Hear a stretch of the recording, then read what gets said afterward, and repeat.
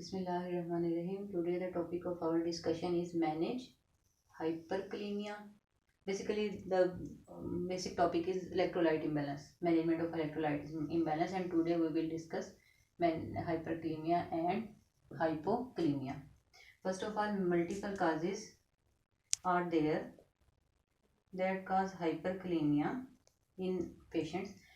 First of all, metabolic acidosis. Every 0.1 unit decrease in pH increase serum potassium level 0.3 to 1.3 milliequivalents per liter. Next can be dehydration. Third one, increase intake and intake of in the form of IV fluids or oral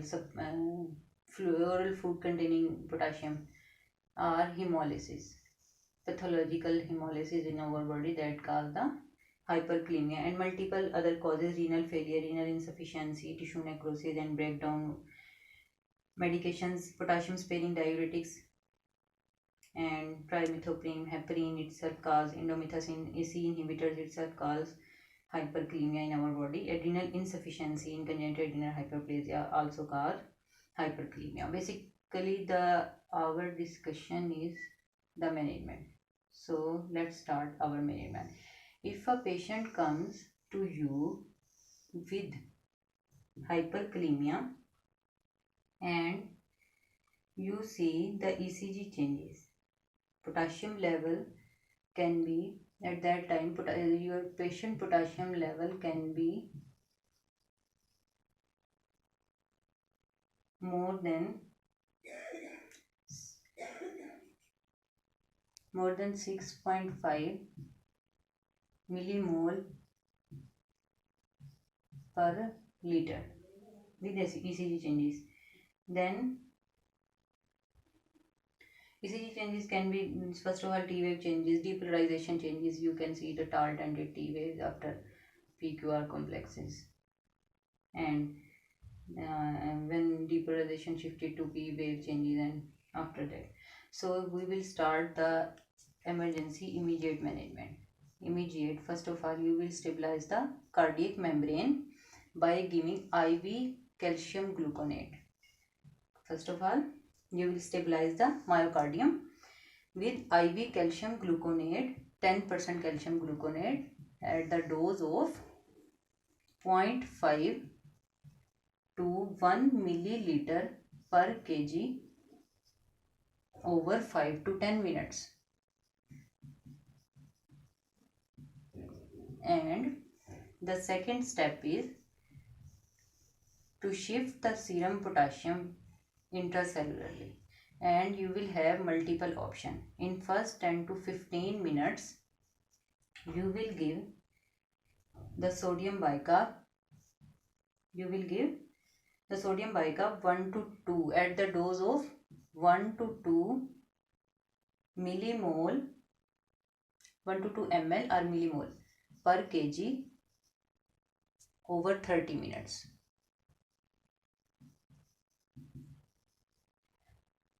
And in next steps, in 20 to 30 minutes, you can give, in next 20 to 30 minutes, you can give albuterol inhalation. Albuterol inhalation,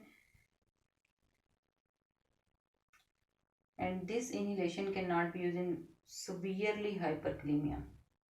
Albuterol inhalation at the dose of 1.25 to 2.5 mg per dose over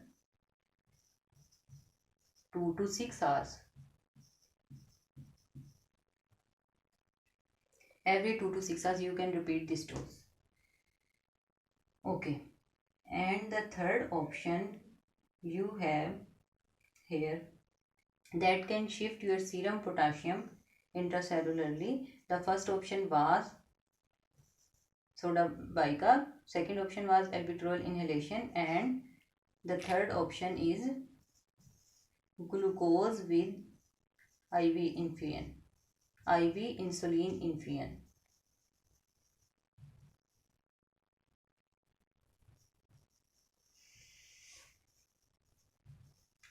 insulin dose is 0.1 unit per kg with 2 ml per kg, 50% glucose you can give, or this is 50% glucose. This can use in child, but if your patient is a newborn or an infant, then you can have the second option. Number one option is this one, this concentration with insulin, and the second option you will have 1 gram, infuse 1 gram per kg per hour glucose, 5 ml per kg, mean 5 ml glucose of 5 ml. Glucose concentration is 10% dextrose water, and you can give 5 ml per kg per hour, and or 10 ml per kg per hour, with requirement and monitoring of serum glucose level. This dose and this dose with insulin infusion at the dose of 0.1 unit per kg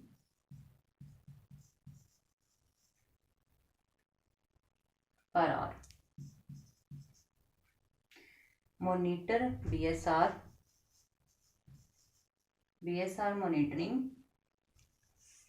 With BSR monitoring every 15 minutes for first hour, then hourly monitoring 15 minutes per hour for first hour, then hourly monitoring. Continue monitoring hourly. Okay, the last step, you can have these all steps will shift your serum potassium intracellularly.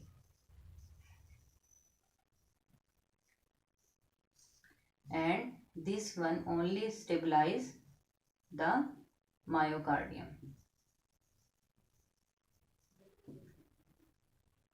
You can have the third option also, that decrease the total serum level of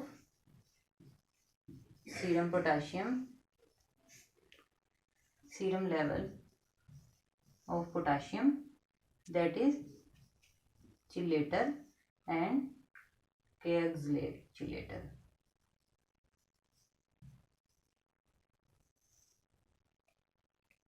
Kexlate chelator you can give at the dose of 1 gram per kg per dose per rectal, 2 hourly with 5 ml 20% sorbitol.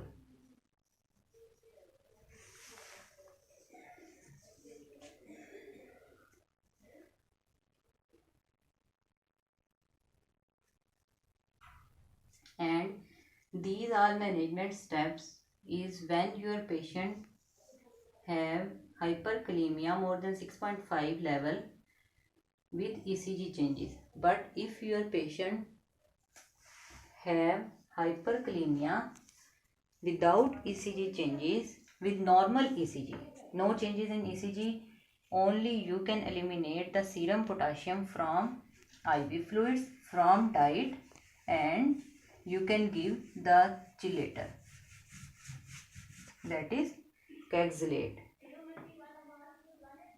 Sodium polystyrene resins Kexlate by mouth 6 hourly or as a retention enema over 6 hours. When your patient is hyperkalemia without ECG changes, you give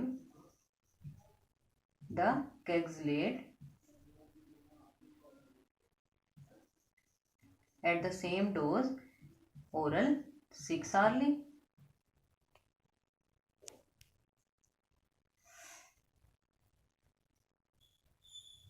or enema 4 to 6 hourly, 2 to 3 doses. That will remove the total body potassium. If your patient not respond to all these treatment options and the treatment of serum potassium or hyperkalemia becomes refractory, then you will plan renal dialysis, hemodialysis for refractory hyperkalemia.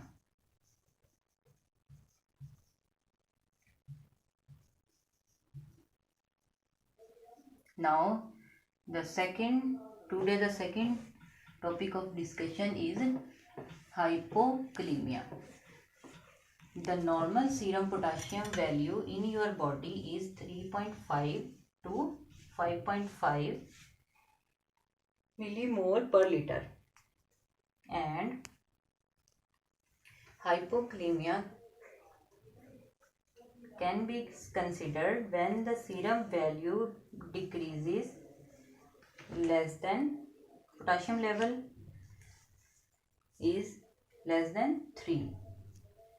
When your serum potassium level is between to 2.5 to 3, then patient can have 2.5 to 3 milliequivalents per liter. Your patient can present with moderate symptoms, and the symptoms of hypokalemia can be cardiac arrhythmia, severe respiratory distress, and extreme muscle weakness, paralysis. Serum potassium, if your serum potassium is between the 2.5 to 3, you can give the IV dose of KCl, potassium chloride infusion, at the dose of 0.5 to 1 milliequivalents infusion over.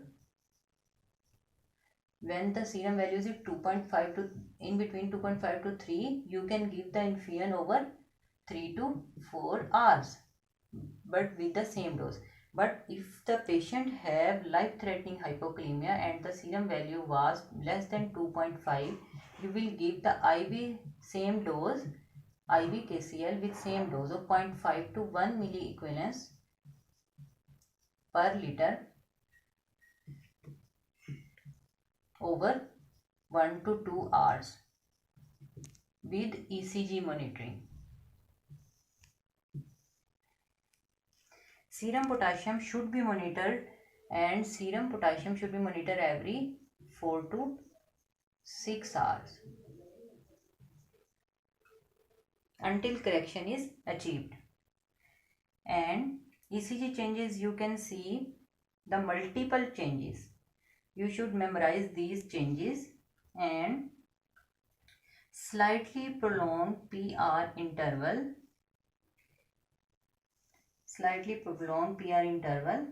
with depression of ST segment and shallow T wave and prominent U wave. This is prominent U wave. This is shallow T wave. And this is ST segment depression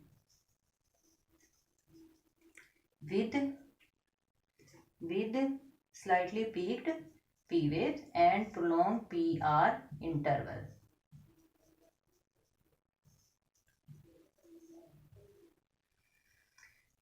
Okay, mild symptomatic hypokalemia, when the serum value get 3 to 3.5 milliequivalents per liter, then it may resolve without treatment. But the second option in this case, you can give the oral potassium supplements and check the daily potassium level, and usually 2 to 3 milliequivalents per kg per day. You can give the dose in 3 to 4 divided doses diluted with feeding.